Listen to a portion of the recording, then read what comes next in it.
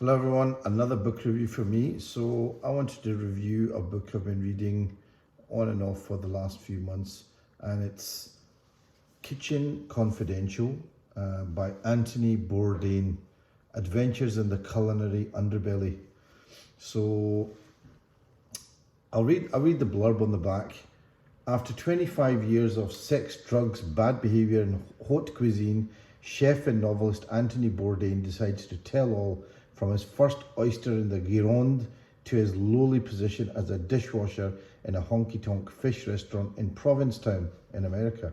From the kitchen to the Rainbow Room atop the Rockefeller Center to drug dealers in the East Village, from Tokyo to Paris and back to New York again, Bourdain's tales of the kitchen are as passionate as they are unpredictable, as shocking as they are funny. So this is about Anthony Bourdain and basically his first foray into writing. So Anthony Bourdain, when he wrote this, was already in his 40s when this came out, and he'd been a professional cook pretty much most of his life. Not doing too great, he still had loads of issues with like just paying his bills and what have you. And so this is like the first thing that he did. And of course, this catapulted him into kind of celebrity chef stardom. It became a bestseller. He did TV programs, things like Parts Unknown, which I really, really love. I did some other programs which I haven't actually seen. And they're programs where he goes around the world and cooks, but also says a heck of a lot more about what's going on in those countries, and literally could go anywhere he wanted. He wrote a couple of other books, I believe, which I think did quite well. But this was his first.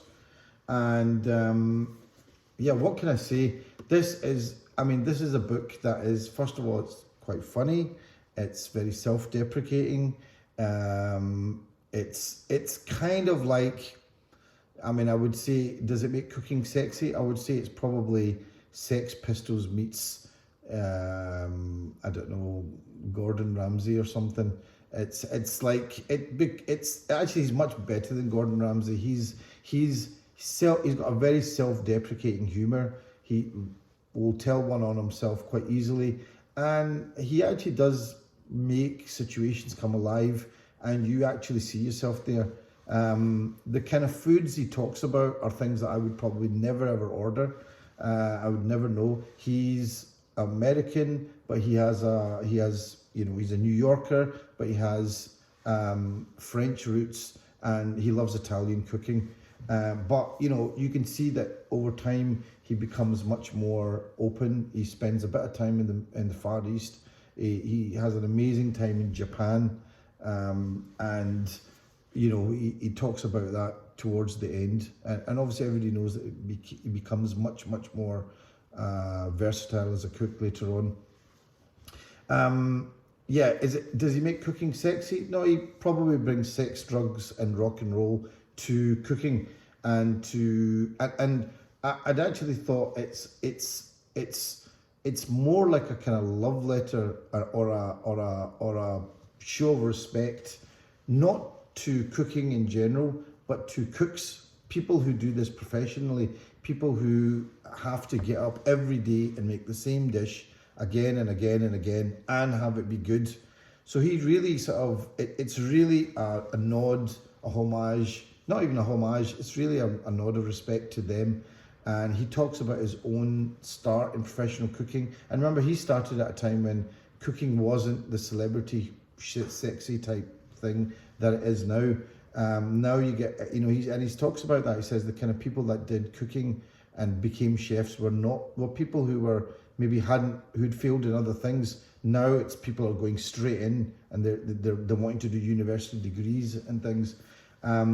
But his adventures in cooking really, he starts from these really dingy kitchens where there are maybe rats around and things, to ones that are just amazing. And his style is, this particular one that I've got has notes in it. So it's been redone, and he's done his own notes and added it. And actually, you get the feeling that he doesn't take himself too seriously. Whatever he says, although he says it, maybe a few chapters down the road, he'll say, look, forget about all of that. For example, a very famous thing was never eat fish on a Monday because it's always not fresh. And then they get new stocks in about Tuesday, so they're re-eating the old one. By the end of it, he says, look, forget it, eat the fish. Things that he said at the time. But he has a good turn of phrase, I have to admit. And, you feel like you're actually in there. And even if you haven't any interest in cooking, afterwards you might think, I'd quite, I'd like to make an omelette or something. I'm going to read just a wee bit from it. And it's one of the chapters that left a bit of an impression on me. And it's in one of his, it's in one of his first places, and he's a young chef. He's just qualified. He's come out. He's gone someplace, and he thinks he's going to make and impress somebody there. And the chef, who's this big black guy, he says to him, there's something happens, and he burns his hand. I yelped out loud, dropped the pan, an order of osso buco milanese hitting the floor, and as a small red blister raised itself on my palm, I foolishly, oh so foolishly, asked the beleaguered Tyrone if he had some burn cream and maybe a band-aid. This was quite enough for Tyrone. It went suddenly very quiet in the Mario kitchen, all eyes on the big broiler man and his hopelessly inept assistant. Orders, as if by some terrible and poetically just magic, stopped coming in for a long, horrible moment. Tyrone suddenly turned slowly to me, looked down through bloodshot eyes, the sweat dripping off his nose, and said, "What you want, why boy? Burn cream? A band-aid?" Then he raised his own enormous palms to me, brought them up real close so I could see them properly. The hideous constellation of water-filled blisters, angry red welts from grill marks, the old scars, the raw flesh where steam or hot fat had made the skin simply roll off. They looked like the claws of some monstrous science fiction crustacean, knobbly and calloused under wounds old and new. I watched transfixed as Tyrone, his eyes never leaving mine, reached slowly under the broiler and with one naked hand picked up a glowing hot sizzle platter, moved it over to the cutting board and set it down in front of me. He never flinched. The other cooks cheered, hooted and roared at my utter humiliation. Orders began to come in again and everyone went back to work, giggling occasionally, but I knew I was not going to be the Dreadnought's broiler man this year. That was for damn sure. Anyway, that's a kind of pivotal moment in his life, and he vows he's never going to be humiliated like that again. And he becomes a sort of hands-on cook after that. And at the end, he looks at his own hands at one point, and he realizes that they're just as gnarled as this guy's was. And he actually meets that cook who actually can't even remember the incident, and says that he would never hold a pan like that. So it's kind of funny. He comes out with all these, he really embellishes these moments, and afterwards, he goes back and asks these people and say, "What were you talking about?"